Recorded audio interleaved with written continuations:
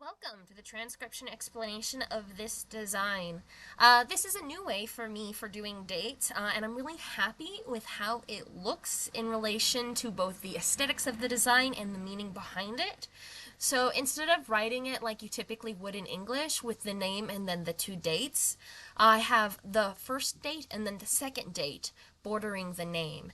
And the first thing I'm going to go through is actually numbers because they're fairly simple compared to words.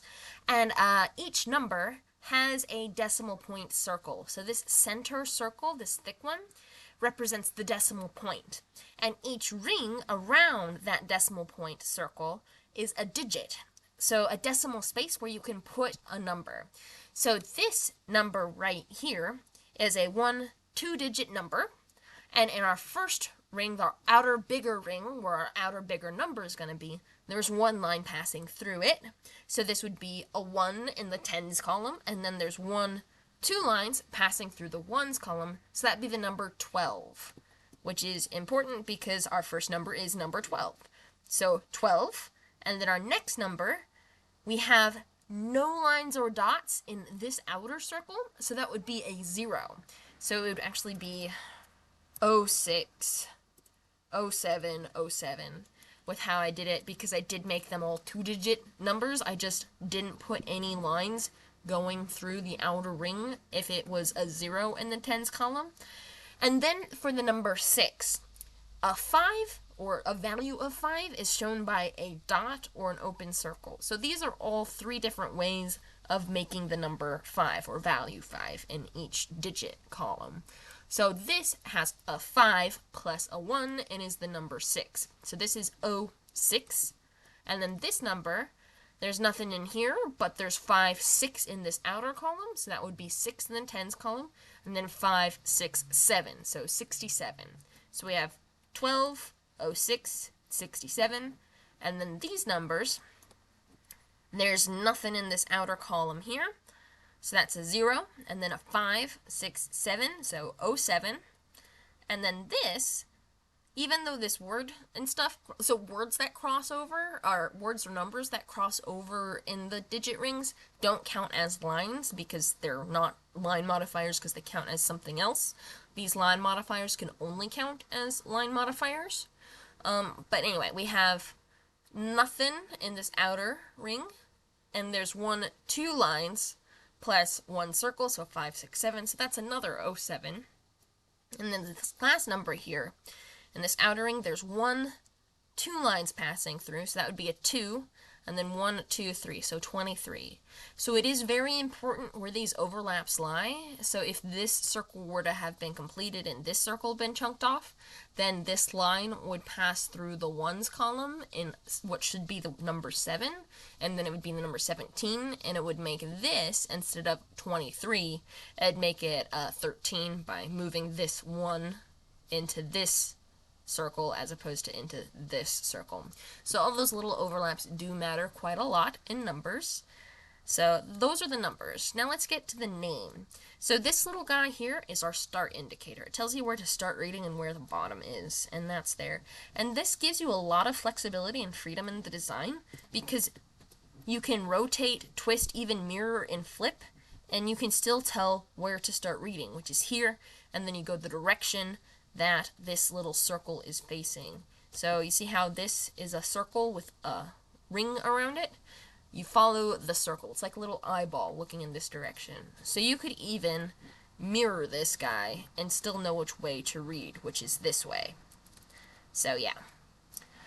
Let's get to our first name, which is here, this one, the one at the start marker. And our first letter is the first letter at the start marker. Typical reading order is bottom, counterclockwise, and that reading order stays for the words in the sentence, unless, of course, you have another new start marker, which you don't, so you read these both in the same orientation and in the same order.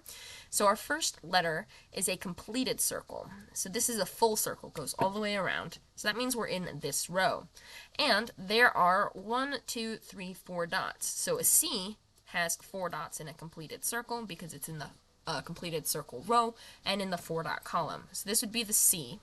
And then we have this guy. It's like a bead on a string. So if we look over here, we see this brown one is attached to the consonants like a bead on a string. And we can look here to see that that brown one is an O, because an O is inside the word circle.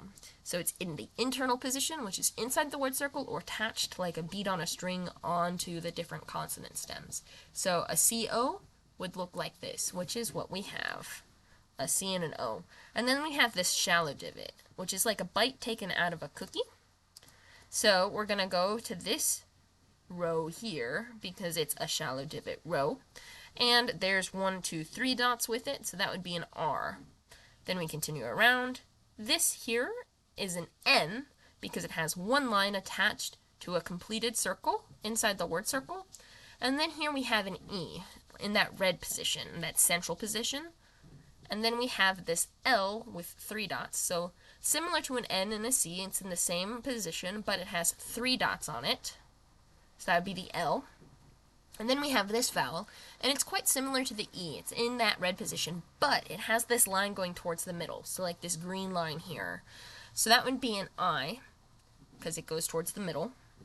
And then our last letter is this shallow divot. So even though it looks like there's another completed circle here, these are just 2 very sneaky lines I've put on the S. Because line modifiers count where they end on a letter stem, and they can curve and loop and form other shapes. This little sneaky circle is just 1, 2 line modifiers of the 1, 2, 3 line modifiers on this S, making the last letter of Cornelius.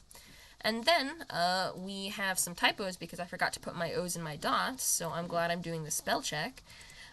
So we have our next word, which starts here. We have this deep divot, which is the B, and we need to have our O's and our Y dots, which I completely forgot to add, but that's why I do these spell checks. And we're going to make these dots the same size as these dots. Boom. That looks quite nice. That's where I was planning on putting them anyway. When you think about where you're going to put the things in the spot, but you don't actually put the things in the spot, yeah. Okay, so we have our B, and then we have our 2 O's, which are these little guys inside the word circle. Then a Y is another completed circle, except it is on the line of the word circle. So you see how this black circle here is on the line of the green word, the blue word circle here? That makes it in this row, and then the 2 dots put it in this column. And then we have another S done with some sneaky lines here. And then we have the E, which is nestled inside that letter stem, like this, in that E position. And then last but not least, we have the N with 1 line on it. So yes, lines can curve and be straight. I just like a nice mix of curved and straight lines, and if I can get like a sort of clock-looking thing, I'll try to do that as well if I'm going for the kind of classic style here. So yeah, that's this, and I hope you like it. Thanks. Bye.